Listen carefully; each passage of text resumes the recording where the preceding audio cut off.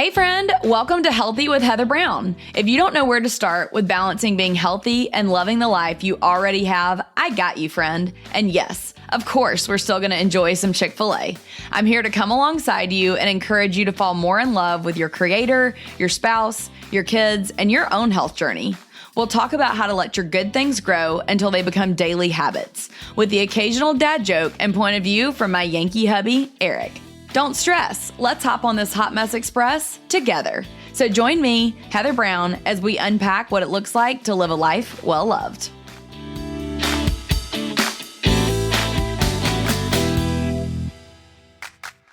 Y'all, if you've ever looked up and saw it was 5 o'clock and didn't know what the heck you were going to put in front of your kids for dinner, girl, I feel that. Same here. I used to frantically open up my pantry and freezer just looking for whatever I could throw together. Somehow, I landed a job at a meal planning company and I had to figure it all out. I was taught by the #1 meal planning company in the nation how to write meal plans that are time effective, cost effective, and to help get dinner on the table, period.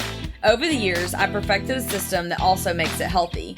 So if you don't know where to start and you feel like you're busting your budget and never know what to eat to be healthy or get your kids to eat it, I've written a comprehensive guide for you and your family. This guide is your quick fix to getting food on the table that's healthy, affordable, and your kids will actually eat. Through simple hacks, tips, worksheets, and more, the ebook speaks to the heart of busy mamas trying to save money, save time, and eat healthy while cultivating special family moments around the table amidst the chaos. With tons of printables, recipes, and shopping ideas, plus my step-by-step strategy that holds your hand as you set up your own meal plan, you will learn how to shop your pantry and plan in the right order. This book has already been a game changer for so many. So visit www.mylifewellloved.com/ebook to grab yours now and use code PODCAST to get 15% off. Not to intro this show and make it about me, but it is my birthday week. Woo! Yay! Your birthday week sometimes turns into birthday month. Sometimes birthday season, Season. I do love a good birthday celebration. It's fun. It is fun. You are easy to celebrate. Thanks, babe. So I'm excited to have Eric back for our last episode of the season together. That's like a full episode. That's pretty crazy. How did we get here already? That is pretty crazy. Lots of hard work on your part. Lots of preparation. No doubt. Not too much sleep. Not a lot of sleep, but yes, it has gone by very quickly, and I'm super proud of you. Oh, thanks, babe. I'm so thankful for you for pushing me outside my comfort zone. I'm here to tell you guys right now that if Eric had not encouraged me to do the podcast, I don't know that I would be able to do this. And also, I think Eric even probably listens to more podcasts than I do. So you bring good expertise. That might be accurate. I love it. It's always a good team effort. It is. Okay, so Eric, we are, holy smokes, like past Halloween. We're hurtling towards Thanksgiving now. My mom's birthday is actually coming up later on this month. And so let's talk a little bit about holiday indulgences and how we treat that and go into the holidays as a couple. I do love some holiday indulgences. Oh, I know you do. I love Thanksgiving, love Christmas. I know this is just like kind of a cliched question, but I think I know the answer, but I just want to be sure. Are you more of a Christmas girl or a Thanksgiving girl? Well, Eric and his family ask lots of great questions at the dinner table, which is where Eric always gets his good questions from, I feel like. So shout out to Curtis A., Eric's dad, for bringing that to the fam. We talk about this a decent amount, and I am 100% a Christmas girl. I don't know how you beat Jesus' birthday. I'm just saying. But what is your answer, Eric? It's still a good answer, but go ahead. Yeah, that's tough to argue against that. I mean, obviously, I think for me, both Thanksgiving and Christmas are about family. I just have specific memories growing up in the Midwest, all the extended family coming over to our house, maybe a little snow on the ground at Thanksgiving sometimes, and there was just always something special, like, you just remember those smells, those conversations, those moments when the dog got lost in the woods, stuff like that. Was that on Thanksgiving? That was on Thanksgiving. Oh, wow. I don't think I knew that. Wow. Waggles got lost. Waggles. Waggles got lost in the woods. Waggles to the woods. SOS. White West Highland Terrier. There was snow on the ground at that time. Of course. That was almost a terrible Thanksgiving, but long story short, we found Waggles shivering in a ravine slash creek, and I will never forget that Thanksgiving. So. Yeah, definitely a memorable one for sure. So that's why Thanksgiving's my favorite. No, but I really liked your answer before because you and your dad had both said that you feel like there's less pressure on Christmas and you don't have to think about the giving gifts and like it feels Less pressure on Thanksgiving. Less pressure on Thanksgiving, right? Yes. Sorry, I think I said opposite. But there's less pressure on Thanksgiving. You're not having to think about buying gifts, and so you feel like you can just enjoy the simpleness of being together with friends and family. To be fair, I think it was easy for my dad to say that since my mom was doing all the cooking, essentially. Very true.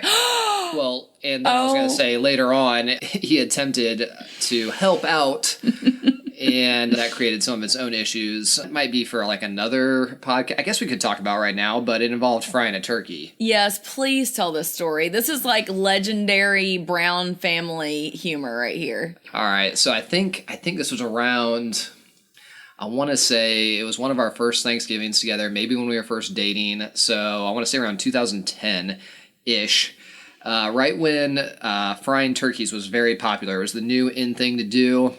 And so my dad, of course, wanted to get in on the trend, you know. Always a trendsetter. He buys the fried turkey setup, and you know, this was before YouTube and all the videos on how to correctly do this. So, you know, what men do a lot of times, you know, we're just going to figure it out. He's out there on a wing and a prayer with that turkey fryer. Figure it out.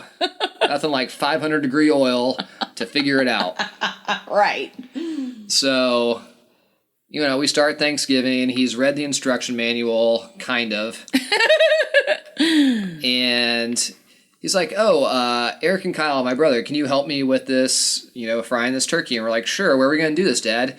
I think we're going to do it in the garage. Yeah, great idea. So you thought. Mistake number one. So anyway, and I think this is probably the number one mistake that most people do when they fry a turkey for the first time. They forget about volume displacement. Take notes, people, if you're frying a turkey this year. So that just basically means, obviously, the level of the oil, you don't want to be too close to the top. Obviously, when you drop in a large, 16-pound turkey, that the level of that grease is going to rise. Bad news bears. So, I'll never forget standing there, watching my dad slowly drop this turkey in and watching the oil slowly rise to the top. Meanwhile, there is a massive flame underneath us connected to a propane tank.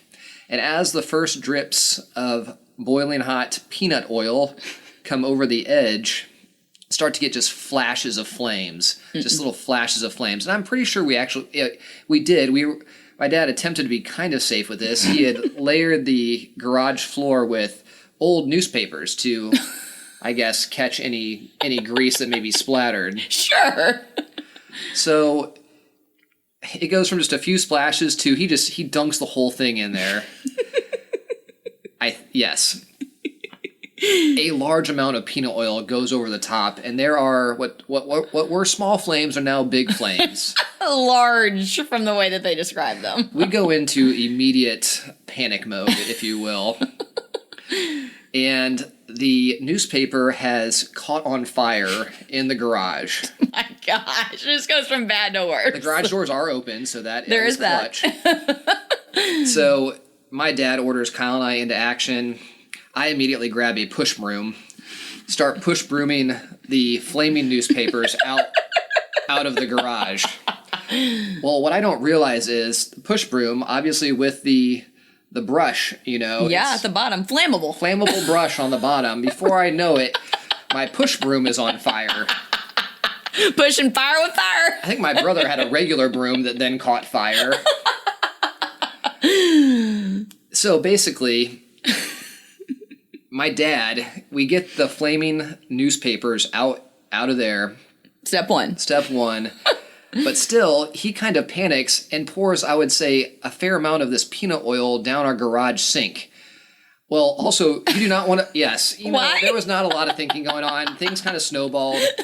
Anyways, Thankfully, our plumbing did not get destroyed because another step, you do not want to put flame or scorching oil down any plumbing. That'll obviously wreck your plumbing. Yeah, because you always heard about the bacon grease, but I guess you wasn't thinking about the peanut oil. I don't know. Exactly.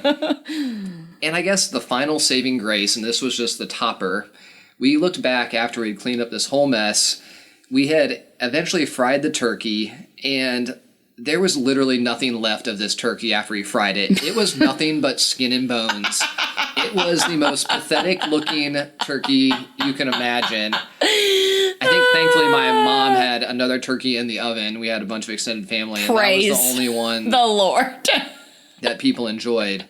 But looking back, the only saving grace was right next to our garage sink, a foot away, was where we kept all of our gas cans for weed eaters, lawnmowers, things of that nature. Oh my gosh. It's by the pure grace of God that our house was still standing after that.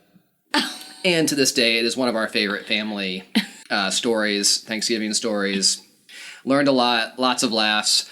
We then learned to take the deep fryer and put it out in our fire pit that was probably about 40 yards away from our house. Smart.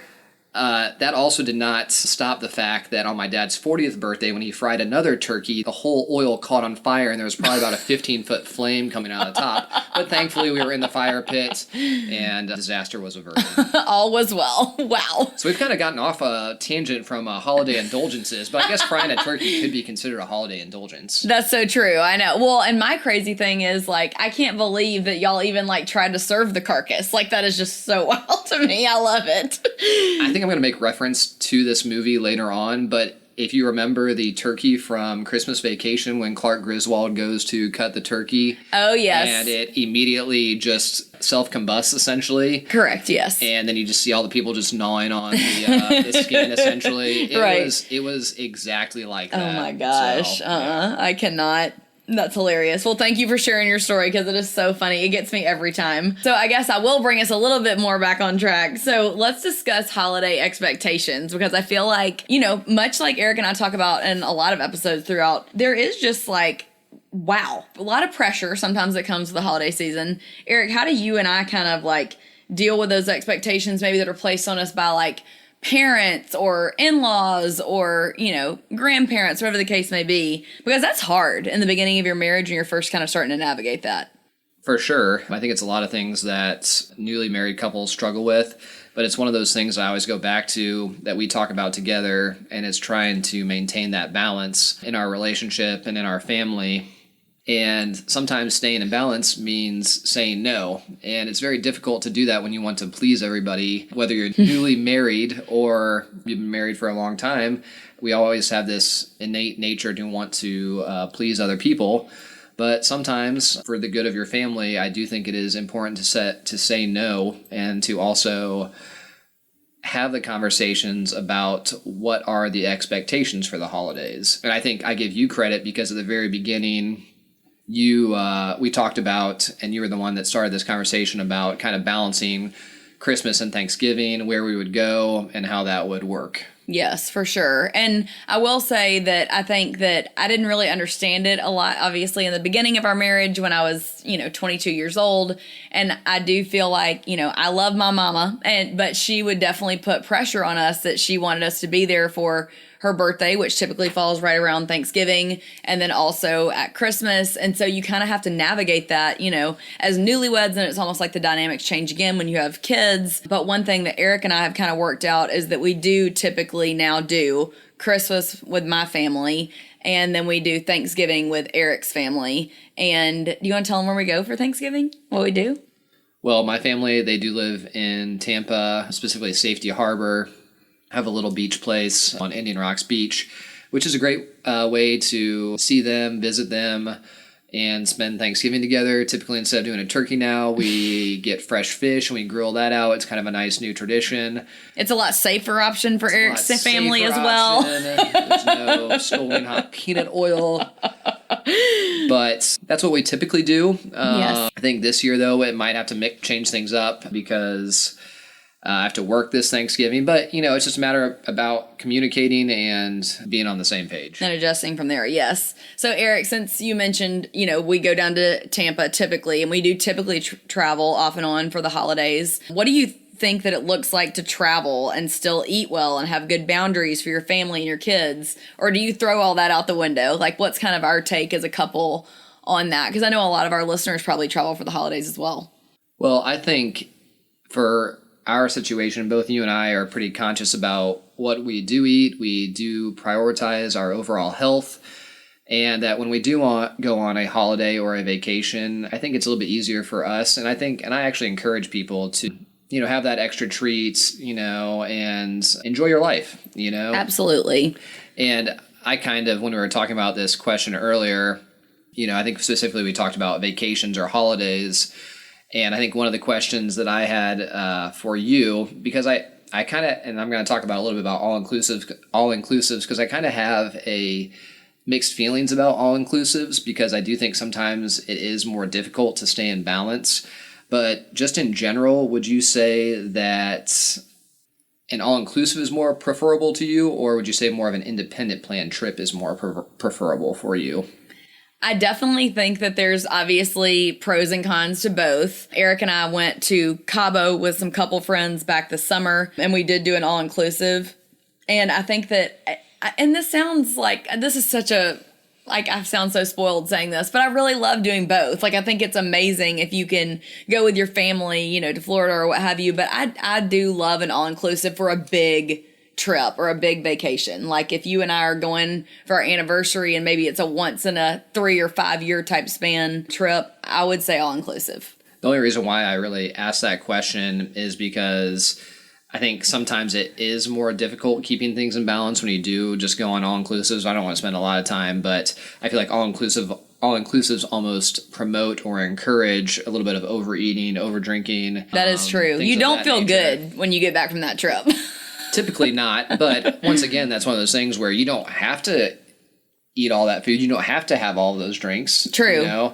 But it does require some, just conscious decision making and figuring out what works for you. Absolutely. And I will say, while we were at the all-inclusive resort, I feel like, well, first of all, having Megan Davis, who was on an earlier episode of this podcast, I'll link that show down below in the show notes, but we were talking about, healthy choices. And one of the things that I do is intermittent fasting. And so with intermittent fasting, which you can also listen to in another episode, I really did try to stick with that, where most days I didn't eat until about 11 or noon. And then I tried to make my morning meal be really, really healthy and clean, but then I kind of ate whatever I wanted to while we were at the pool or at dinner or what have you. And I really enjoyed that balance. And then also, Eric, on episode 13, where I talked a lot more about how we deal with the holidays, and especially like as women, sometimes like the guilt I almost feel like that women can associate with food, which I don't think is healthy. But I talked a lot about food guilt and how it's really important to choose memories over macros sometimes and finding that balance like we always talk about. But maybe can you kind of talk with us through our priorities and what our expectations are going into the holidays, especially with our kids and with travel, like other commitments with family and friends, like there's Friendsgiving, there's, all these things coming up.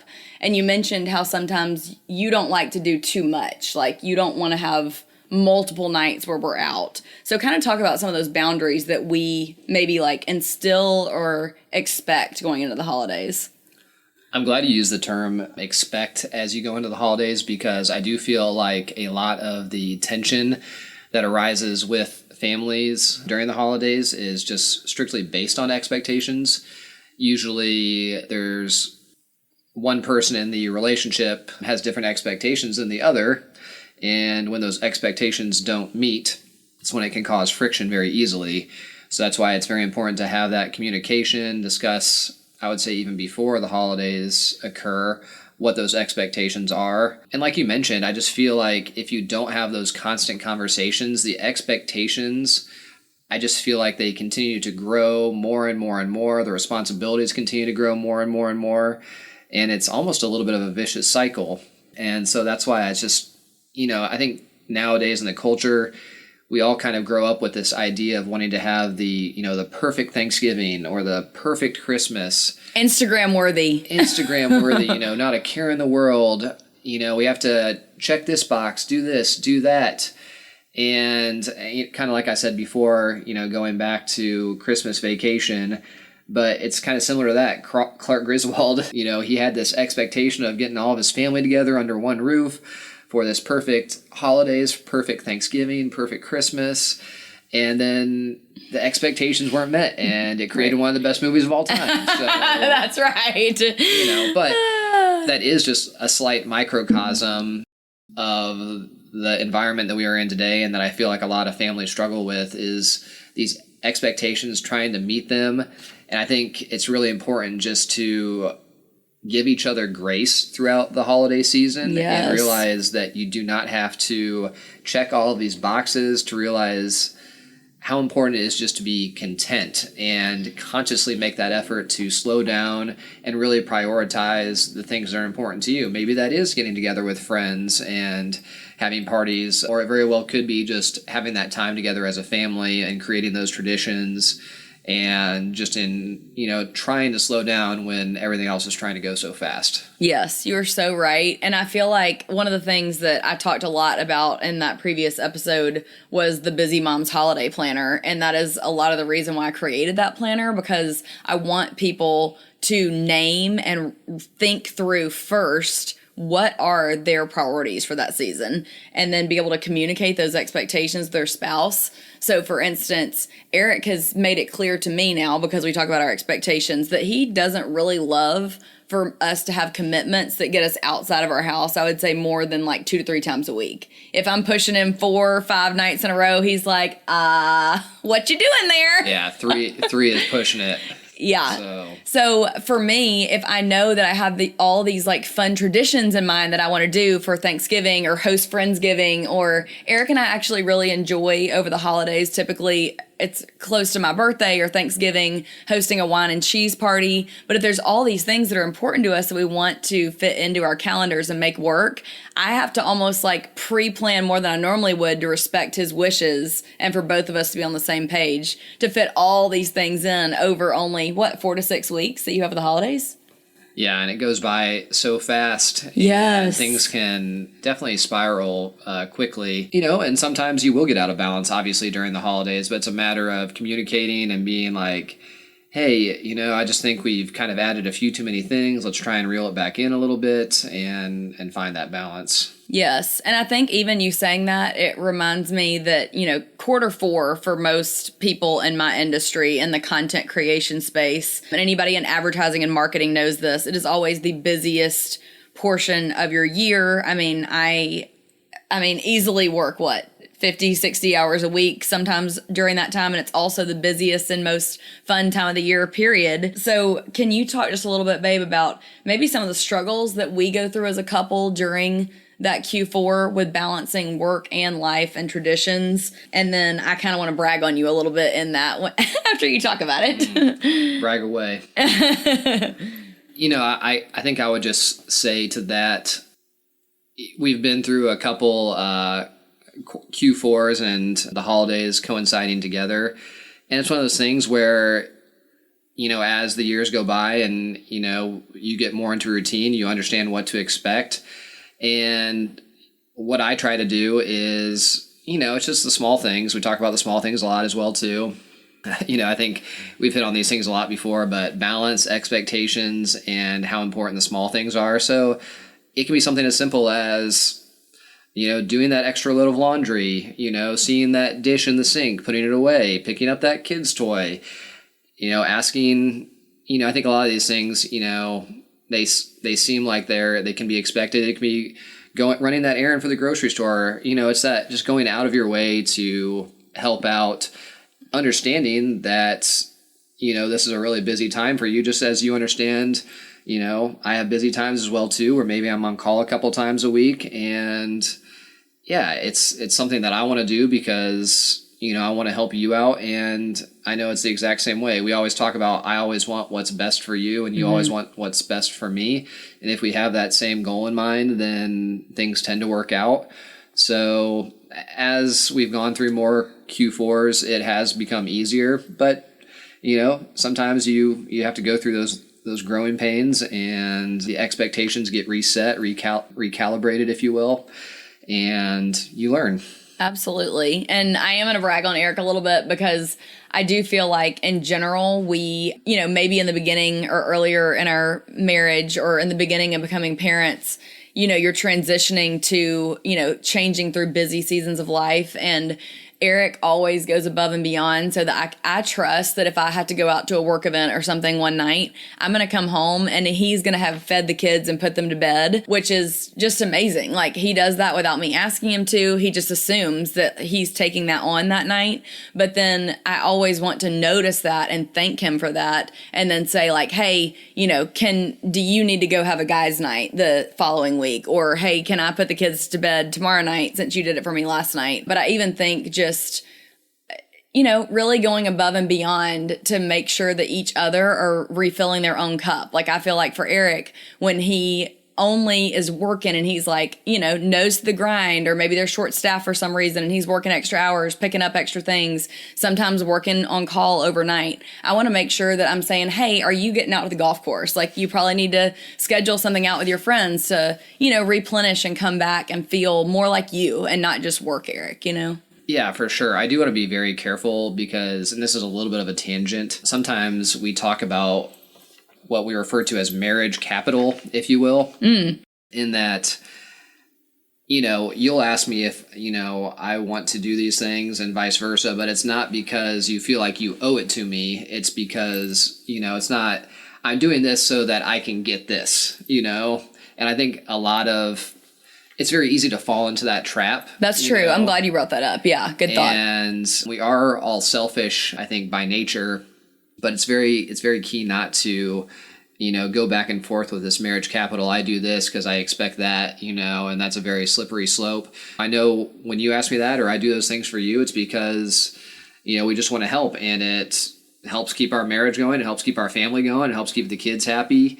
And yeah, you just have to, I think, just kind of check your motivation of why you're doing things as well, too. Yeah. And it's hard to sometimes admit why you might be doing something, but once you come to grips with your motives and can be honest with that, it tends to help. Absolutely. I'm really glad you said that because I do think that you can easily get into that tit for tat type mentality. So definitely want to avoid that. And now I feel like, since I said my favorite is Christmas, I do want to end the episode with you, Eric, talking a little bit about Christmas. Whoop, whoop. Let's talk a little bit about how we melded our expectations and traditions as a couple, and maybe some of your favorite traditions. Would you share a little bit about those? Yeah, I think traditions are one of the best things about holidays.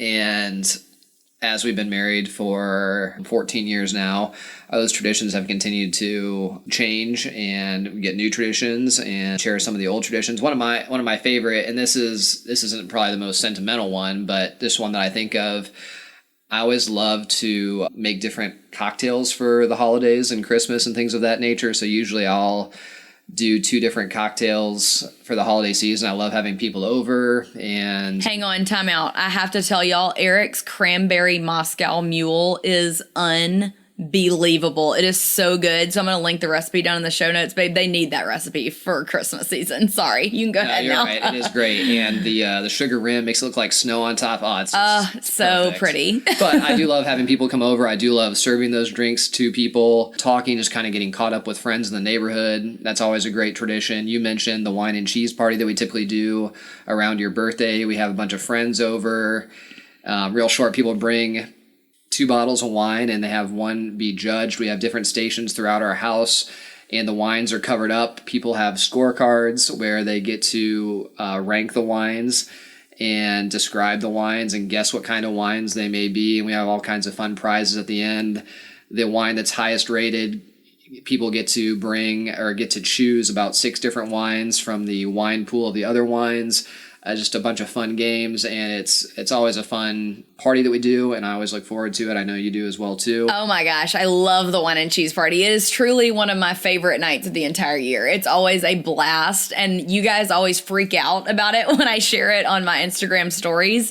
So I will link in the show notes how we pull off the wine and cheese party and our charcuterie boards and pictures and like the how-to, the art of it, if you will, so that y'all can do it if you want to as part of your new traditions as well. But I would say my favorite probably primarily family tradition. And I think this is just kind of, it's nothing crazy, nothing special, but I do always love, and it's kind of interesting because as a kid, I did not enjoy this same tradition with my family. And maybe our kids, as they get older, they will rebel against it a little bit. But right now, it's a great tradition of going out and driving around and looking at Christmas lights together. We are very fortunate that we live in a neighborhood and near different neighborhoods that have great Christmas lights. But part of that tradition is we all get together in the car, and typically we'll either go and get Chick-fil-A or go to a coffee shop and get coffee and have a little dessert or cake for the boys, and they get to eat that in the car while we go around, look at different Christmas lights, listen to Christmas music. And it's now one of my favorite traditions that I don't think I truly appreciated when I was growing up. Well, and Eric, I'm not going to lie, I told on you a little bit in episode 13 when we talked about our favorite traditions. So I told them about this, but I told them that a very important part of the tradition to me is that me and the boys wear Christmas jammies while we do it. But Eric will not join us in that tradition. Dang it. You know, if I make a couple Christmas cocktails, maybe I will this year, but loosen up a little more. We'll see. Anyway, it's always so fun, and the boys are so cute, and it's so fun to like video their reactions to the lights and stuff. It truly makes my mama heart want to burst. So I love that. And then another one of my favorite traditions that I don't think that I've shared on here is just, I really love like just being at home. That Christmas morning, Eric's parents do a really amazing job of hosting in their home. And so Eric's mom always makes, I've shared with y'all before, the peanut butter blossoms, which I love doing that with the boys, but she also makes this amazing breakfast casserole. That's just a great basic recipe. I'll link it in the show notes. And we typically make it before so that on Christmas Eve, it's made and ready to go in the refrigerator. And then we get it out Christmas morning and make it with cinnamon rolls. And who doesn't love watching their kids run out and their excitement on Christmas morning? I do love that. And another one of my favorite traditions is with your family is that typically we do Christmas Eve service with them, or we'll get together on Christmas Eve and we will pick up Chinese food on Christmas Eve and eat that together as a family. And just having your parents around with the boys and your brother-in-law and sister and nephew, baby Cal, our nephew, is a fun tradition as well too. It really is. And Chinese food places are typically some of the few places that are open on Christmas Eve. So the tradition kind of just happened just by happenstance one year, and we have loved it ever since then. So I think I did kind of piggyback that off of the movie A Christmas Story. So they go to I think it's Christmas morning, they go to a Chinese restaurant. I'm sure you've seen it. It's got the lamp with the leg lamp in it. So, but it is still a great tradition. And well, I will say, Eric, you're gonna have to make me watch that movie this year. I've never seen it. It's not a great movie. Oh, not worth watching. You think? That might be an unpopular opinion, but it's. But you're not into it, huh? It does take place in Indiana, so that's where I'm from. So that's the only reason why I, kind of remember it. But I also remember, too, growing up, when you just had a few channels, Christmas Story was one of the ones that would run, and it would run for 24 hours, either on going from Christmas Eve to Christmas morning. So it was just always on. So that might be a reason. It was overplayed, but I hear ya. Very good. Well, Eric, anything else to add other than telling them Happy Thanksgiving and Merry Christmas, or anything exciting you want to say? To end out the season? Our last episode together on this season by ourselves. I think that's it. I think the only thing I would say is super proud to be your husband and the way that you've worked so hard. And I'm thankful that we were able to spend Thanksgiving and Christmas together. And I wish for all the listeners out there a happy Thanksgiving, a happy Christmas, many blessings, and most importantly, good health for everybody. Yes, I love that, babe. Well, I love you so much, and I'm so thankful for you just being such a force behind this podcast. And you for sure are one of the listeners' favorites, and because you're amazing and you give such great insight and you bring a lot of humor to the show, which I really appreciate. So you guys, we will wrap it here. I will talk to y'all again next week, and I can't stinking wait. So if you don't hear this in time, though, happy Thanksgiving and Merry Christmas. Don't forget, for my girls that are using the Busy Moms Holiday Planner, you can use, or if you have not gotten it yet, you can use the discount code podcast to get 15% off, and it's already discounted because we are in November, which is crazy, but then you can have it for the busiest part of the year, which is leading up to Thanksgiving and Christmas. Those of you that already have the Busy Moms Holiday Planner and are joining me in it, don't forget to be rocking out your November challenge. I want you drinking your 8 cups of water each day, getting active for 30 minutes each day, even if it's just playing with your kids or walking the neighborhood or walking the pumpkin patch, get those steps in. And then also, I'd love to hear each day that you're writing down one thing that you're grateful for. I think that is such an amazing practice, especially in this day and age. And then obviously take your vitamins and supplements, just little things that you can do where even if you're splurging and you're, choosing those memories over macros and you're getting that good food, still make the little choices behind the scenes that really add up and impact your health long term. Your body will thank you for it. Your mind will thank you for it. And I promise you, your hubby and your kids probably will too, because we all know if mama ain't happy, ain't nobody happy. Y'all have a wonderful, wonderful day, and I will see you next week. Oh, hey there. We hope you enjoyed this episode. Be sure to take a screenshot of your podcast app on your phone, post it to your Instagram stories, and tag me @HealthyWithHeatherBrown to let me know your favorite takeaway from this episode.